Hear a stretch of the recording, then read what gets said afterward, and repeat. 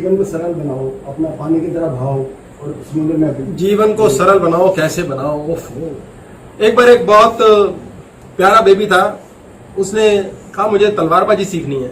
एक व्यक्ति एक तलवारबाज के पास जाता है, कहता है गुरुजी मुझे सिखाओ। बोले बेटा क्या सिखाना तुम्हें? ये तलवार सिखानी सीखनी है। हाँ तो सीखो बेटा, आओ रहो आश्रम में। महाराज सिखाओ ना। बोले ऐसे थोड़ी सीखते हैं।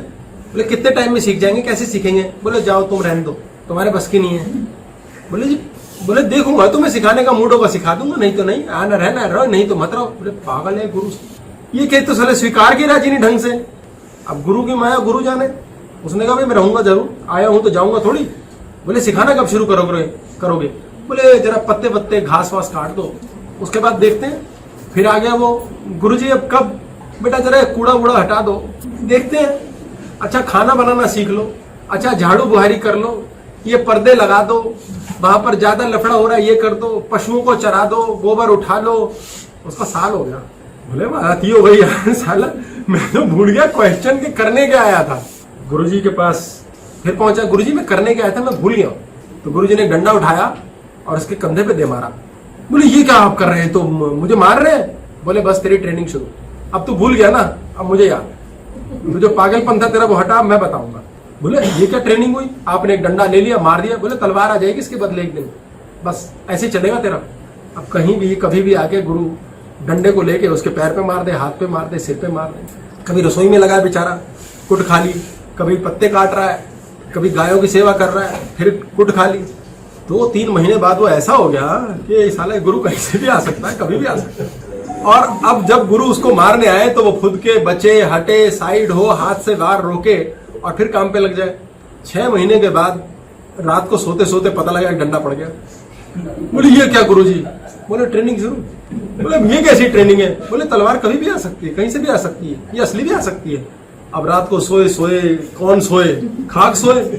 ये एक माँ बच्चे की तरह हो गया। माँ को अपने बच्चे के साथ इतना समीप्य होता है। कृष्ण और अर्जुन समीप थे, कुछ नहीं था बीच में। माँ और बच्चा इतने समीप होते हैं, 3-4 घंटे सोती है शायद माँ, क्यों उसको पता होता है मेरा बच्चा क्या चाहता है। इसलिए जब वो बड़े होकर बोलता है ना तो मम्मी को पता होता है क्या बोल रहा है। दुनिया में कोई बताए क्या बोल रहा है, माँ को पता है। इतने आप क्लोज हो जाते हैं, वाइब्रेशन है ये। अब गुरुजी ने रोज ठोकना शुरू कर दिया। अब यह हाल हो गया है कि रात को सोए सोए भी अचानक उसे कंपन हो जाए कि मेरे पास तलवार आने वाली है और वो हाथ से रोक दे वार। 2 साल हो गए खेलते कूदते और अब की बार वो गुरु के सारे वार बचाना शुरू कर गया। अब एक दिन गुरुजी आंखें मूंद के लेटे हुए थे।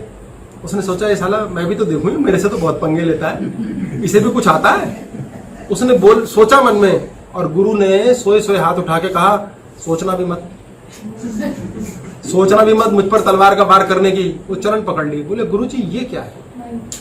बोले बेटा जब तुम इतने चैतन्य हो जाते हो, इतना साक्षी तुम्हारा ऑन हो जाता है, तो एक समय आता है कि तुम विचार पढ़ना सीख जाते हो। कोई तुम पे तलवार से वार करने वाला है, कोई तुम्हारे साथ क्या करने वाला है ये भी तुम जान जाओगे। बोले गुरुजी फिर तलवारबाजी कब सीखूंगा? बोले सीख चुका, तू ट्रेंड हो चुका, तुझे तलवारबाजी में कोई हरा ही नहीं सकता किसी हालत में, क्योंकि तेरा साक्षी ऑन हो चुका है, तू इतना चैतन्य है। हमें सिर्फ इतना चैतन्य बनना है कि आसपास मुन्ना क्या पंगे डाल रहा है और बस उससे बचना है और निकल जाना आगे की ओर। हम युद्ध हार ही नहीं सकते। और जब इतना साक्षी ऑन हो जाता है तो आप और साक्षी जहां होते हो वहीं जलंधर निर्धारित कर लेते हो। आपका जलंधर आपको खुद निर्धारित करने की स्वतंत्रता है। 12% कितना बड़ा करना है ये आपकी मर्जी है। बीच की झंझट 12% आएंगे, आपने उनका कितना बड़ा बनाना है ये भी आपकी मर्जी है। उनको इग्नोर करके अपने 12% अपने टारगेट को कितना ऊंचा लेना है ये भी आपकी मर्जी है। इसलिए कृष्ण कुछ नहीं करेगा, भगवान बीच रास्ते में कुछ नहीं करता। वो ये कहता तुम कितने चैतन्य हो गए हो। आपके पास कोई आता है, कोई वहम आता है, कोई शक आता है, कोई बात आती है, आप पागल हो जाते हो। कैसे हो गया ये, कैसे हो गया ऐसे, कैसे हो गया ये नहीं हो सकता। कैसे वर्ल्ड को लाइफ से उड़ा दो, गोली की तरह डिचकियां हो। आपके चैतन्य को हिलाने वाली हर चीज साइड में हट जानी चाहिए, क्योंकि ईश्वर कहता है तुम करो, चैतन्य बनो।